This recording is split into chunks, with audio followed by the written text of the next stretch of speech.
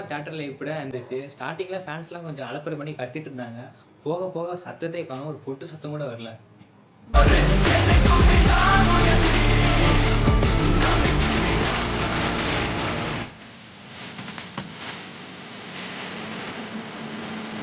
Act நல்லா தான் book பண்ணியிருந்தாரு. என்ன கொஞ்சம் மாஸா ஆக்ஷனா இருக்குன்னு சொல்லிட்டு போனவங்களுக்கு வந்து ஏமாற்றம் தான். மற்றபடி படம் நல்லா இருந்துச்சு. தலையோட ஆக்டிங் ரொம்ப சூப்பரா இருந்துச்சு. யார் அந்த பிரகாஷ் என் லைஃப்ல எப்படி விளையாடுறான்?